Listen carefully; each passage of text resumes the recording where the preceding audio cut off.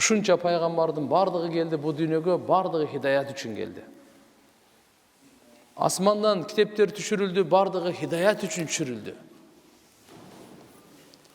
Пайгамбар саллаллаху алейхи ва саллям айтат: адам баласы төрөлгөндө фитратта төрөлөт дейт. Кийин анан ата энеси барып туруп, жөөт болсо жөөт, христиан болсо христиан, мажуси болуп, отпарас, бутпарас болсо отпарас, бутпарас кылат баласын дейт. Ата бала төрөлгөн наристе фитратта, таухидте, Алланын дининде төрөлөт экен ар бир бала. Бул деген устазыбыз мындай мисал берет эле. Жараткан Алла Таала ар бир нерсени жаратып, өзүнө түзүлүш берген, өзүнө жараша акыл берген, жана өзүнүн жашоосун өткөрө турган жол берген. Аата кулла шайин халкаху сумма хада. Алла Таалам ар бир нерсеге өзүнүн жаралыш түзүлүшүн берди. Арстандыкы бөлөк, мисалы, балыктыкы бөлөк, уйдун койдун түзүлүшү бөлөк, кумурсканыкы бөлөк, бал арыныкы бөлөк, инсандын түзүлүшү бөлөк. Жараткан Алла Таала түзүлүшүн берип, эми жашоонун жолун да кошо берген да. Ошол жолдо бунун бакыты. Балыктыга суу берди, ал сууда жашайт. Канаттууга аба берди, абада жашайт. Арстандарга Алла токой берди, алар токойдо жашайт. Инсанга дин берди, динде жашайт инсан. Ансыз буга зулумдук болот. Балыкты кургак алчып койсоңуз кандай кыйналат? Буга зулумдук болот. Инсанды, адам баласын динден алып чыгып койсоңуз, кудум ошондой зулумдук болот. Ушундай кыйналат ал. Кыйналат. Бош жай бүтөлбөйт. Бош жай бүтөлбөйт. Бардык нерсе болушу мүмкүн, бирок бош жай бүтөлбөйт. Дүйнөдөгү пайда канча дейсиз? Түш. Дүйнөдөгү пайда канча дейсиз? Болор болбогон, кичине бир аз рахат болушу мүмкүн. Ушу аркылуу түбөлүктүү ахиреттин күйгүзгөн, түбөлүктүү ахиретинен кургалган, бул өтө чоң бактысыздык жана зыян тартуу. Жараткан Алла Таала ант ичип айткан: "Вал аср иннал инсана лафи хуср." Заман, доор, аср намаздан кийинки убакытка ант ичип атат. Тафсирчилер ар кандай кылып тафсирлеп берген. Кандай болбосун Алла Таалам өзү ант ичип атат. Кайсы нерсеге Алла Таала ант ичсе, ошол нерсенин улуулугу маанилүү, улуулугу белгилүү болуп турат. Демек, убакытка Алла Таалам ант ичип атканы, убакыт адам баласынын бу дүйнөдөгү дасмиясы, убакыт эң улуу бул белек байлыгы. Мисалы, былтыр 24 бүгүн ноябрь. 24 ноябрга быйылкы 24 ноябрга чейин бир жыл өтүп кетти. Бир жылда канча өмүрүбүз кыскарды. Бир жылда канча адам канча жаман иш кылды адам. Убакыт булгайдар бир жыл кайра кайтып келбейт да. Бүттү. Ушу ахиретибиз канча пайда болду, зыян болду, ошо ойдон сакталып калды. Канча күнөө болсо ал деле сакталып калды, канча жакшы иш болсо бул деле сакталып калды. Демек Алла Таала ант ичип айтып атат, не деп? Иннал инсана лафи хуср. Адамзаттын баары зыян тартууда, бактысыздыкта. Алла Таала ант ичип атат, адамдын баары дейт. Кандай гана инсан болсун, ал падыша болобу, кул болобу, араб болобу, ажам болобу, ким гана болбосун, бардыгы дүйнө ахиреттин зыянында, бактысыздыгында. Иллалладина аману, бирок ыйман келтиргендер ошол бактысыздыктан, зыяндан кутулгандар. Иллалладина аману, ыйман келтирген. Кимге ыйман келтирген? Аллага ыйман келтирген. Эмнеге ыйман келтирген? Алла айтканга ыйман келтирген. Биринчи биз Аллага ыйман келтиребиз. Экинчиси Алла кайсыга ыйман келтиргиле десе, ошого ыйман келтиребиз. Периштелерге ыйман келтириле дедиби? Периштелерге ыйман келтиребиз. Пайгамбарларга ыйман келтириле дедиби? Пайгамбарларга ыйман келтиребиз. Китептерге ыйман келтириле дедиби? Китептерге ыйман келтиребиз. Бейишке ыйман келтириле дедиби? Бейишке ыйман келтиребиз. Дозокко ыйман келтириле дедиби? Дозокко ыйман келтиребиз. Эсеп китепке ыйман келтириле дедиби? Эсеп китепке ыйман келтиребиз. Таразага ыйман келтириле дедиби? Таразага ыйман келтиребиз. Тагдырга ыйман келтириле дедиби? Тагдырга ыйман келтиребиз. Өлгөндөн кийин тирүүлүү ак, кыямат сөзсүз болот. 5 тозоктун чечими чыгат. Иман келтирилеби? Иман келтиребиз. Жараткан Алла Таалага биз иман келтиребиз биринчи. Ал бар деп, бир деп, жалгыз деп, шериги жок деп, бардык махлуктардын сыпатынан таза деп, ага өлүм келбейт. Ал тирүү зат, башкаларга жашоо берет.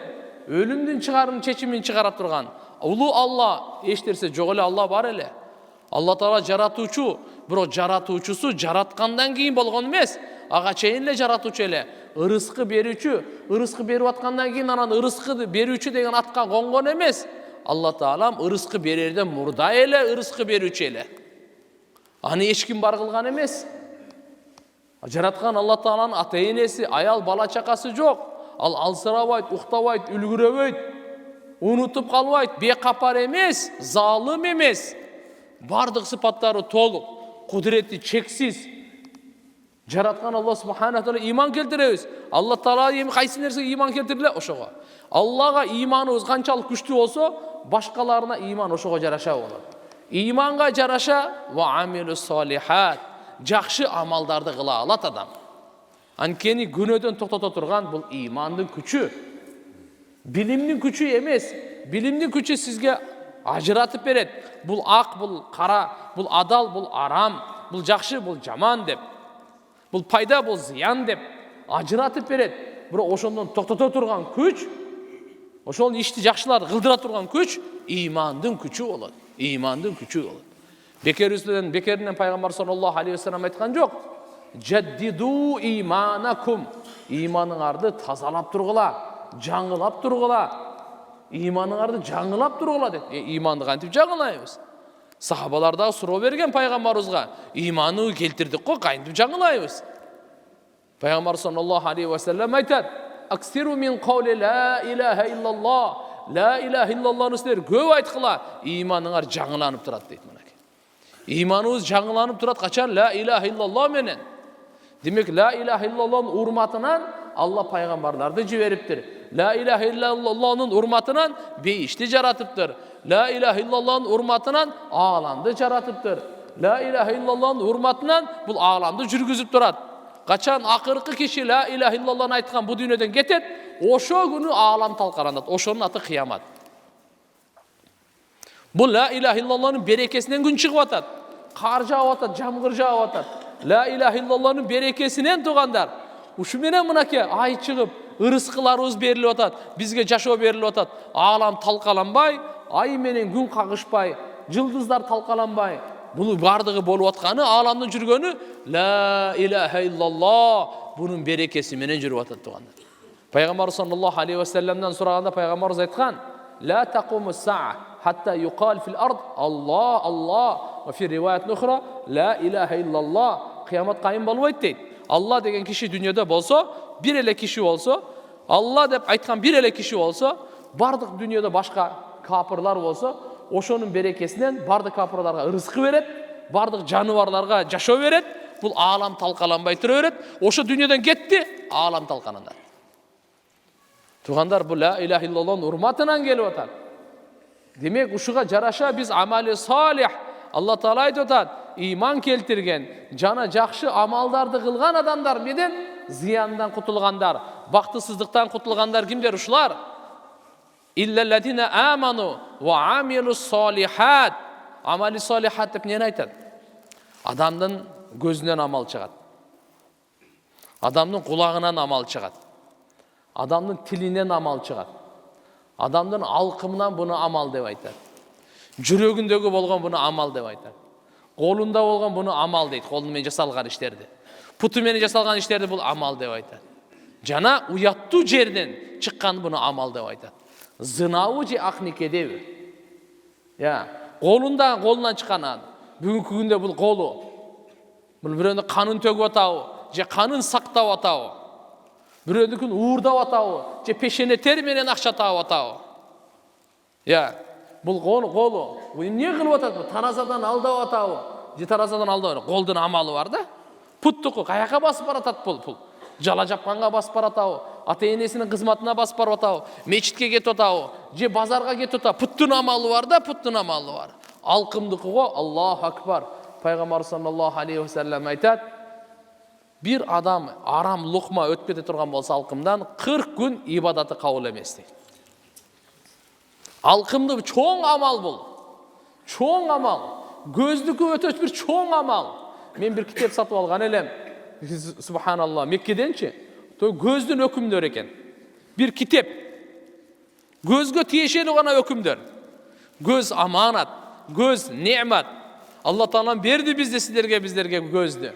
Emi buğa qaraptı jönle bul amanatты jönle berip koygan jok. Bizge hükümdörді koşa verdi gözdü. Qayerdi qaraş gerek, qayerdi qarabaş gerek. Bardığını aytıp koydu subhanallah. Ата-енені қандай қараш керек, аял бала чақаны қандай қараш керек, намахрамдарда қандай болып қалады, ай көргенде қандай, өлікті көргенде қандай, жаңы мөмө жемішті алғанда қандай, намазда саждада тұрғанда қандай. Көздің өкімдері. Hazret İsa aleyhisselam айтқан екен, бір уруны көргенде, ал жо урдаған жоқ, мына көз мені қалпайтып қойды, ұшы жалған айтып қойды деген. Көз, subhanallah. Kul lil mu'minina yaghuddu min absarihim ve yahfazu furujahum. Айтқы момындарға көздерін пас қылышсын, ұятты жерлерін сақташсын дейді. Бардығы көзден келеді деген.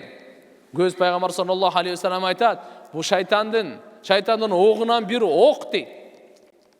Жөнін емес екен де бұл. Адам қайерде болады, көзі қайерде болса, ошо жерде болады дейді. Бұл көзге туралы бірлі амал. Құлақачы. Qaysi nerseni айту günö olsa oşa nerseni uğu da günö деп айтады да. Misali gıybatты айтқан арам, gıybatты uqqan дағы арам дейді. Tiлекке қаршы біз бүгін бұшыдан бошай албай атабыз. Амалдарыбызды оңдай албай атабыз. Жала жапқан арам, жаланы уqqan дағы арам. Тақталбаған сөзді айту дағы арам, аны uqqan дағы арам. Qaysi nerseni айту арам болса, ошо нерсени угу дағы арам туғанда. Еми жүрекке келе тұрған болсақ, жүректің амалы Аллаху акбар. Текеберді тазалай тұрған, көр албастықты тазалай тұрған, жек көріні тазалай тұрған, қара ниеттік тазалай тұрған, жаман күмөнді тазалай тұрған. Мұнаның бардығы амалдар. Демек, иман келтіріп, жақшы амал қылғандар ғана Алла Тааланы ант ичкен адам зиянда, бақтысыздықта деген құтыла тұрған ұшылар екен.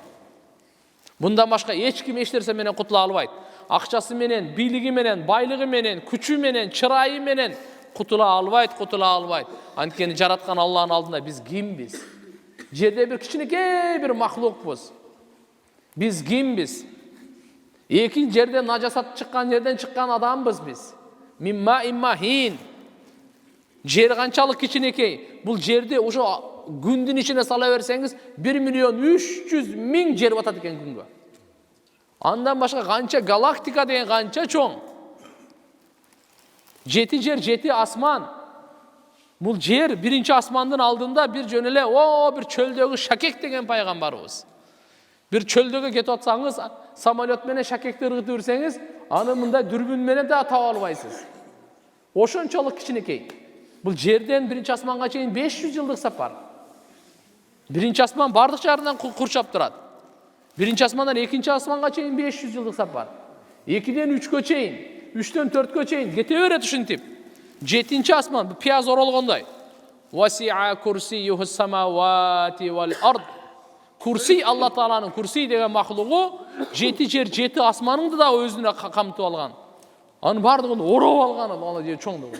Курсиден чоң арш деген бар туғандар. Курсиң дағы арш, бұл курси 7 жер 7 асман менен Аллахның аршының алдында ош чөлдегі бір шакеге ошоп қалады. Қыпын болып қалады, қыпын арштың алдында. Аршты көтөргөн 8 периште. Тәсбih айтып, Аллаға тахмид айтып тұрған, Аллаға мақтау айтып тұрған, ең ақырқы жаннарын алына тұрған ошо 8 периште.